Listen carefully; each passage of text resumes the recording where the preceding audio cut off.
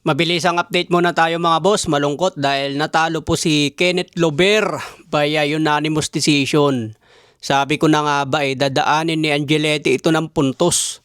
Dahil mabilis din si Angeletti mga boss at masipag gumalaw. Yung mga jab niya matutulis, yung mga follow-up combo niya talagang kalkulado. Si Kenneth Lober maganda yung umpisa nagamit pa ni Lober yung kanyang speed.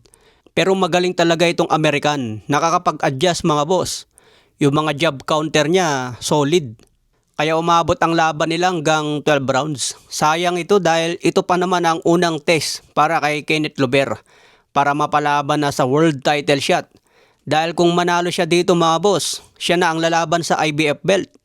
Kaya sayang talaga ang pagkakataon na ito kay Kenneth Lober. Pero ganyan talaga ang boxing, kapag natatalo, babangon na lang mga boss. Tulad niya ng sinabi ko, mala Floyd Mayweather ang galawan nito, hindi basta-basta.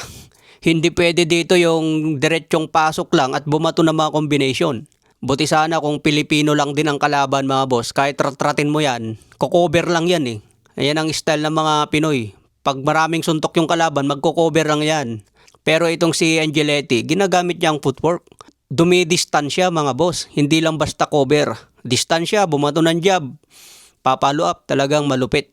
Kaya sayang talagang laban na ito para kay Kenneth Lober mga boss. Bawi na lang tayo kay Cuadro Alas mamaya kung ano ang resulta.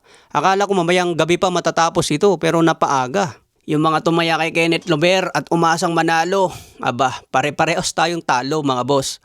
Akala ko talaga dito na masusubukan si Kenneth Lober, dito na siya magpapakitang gilas. Pero nasilat mga boss, sayang. Ito ang unang talo ni Lober sa kanyang professional boxing career. Binansagan pa naman sa Japan na next Manny Pacquiao.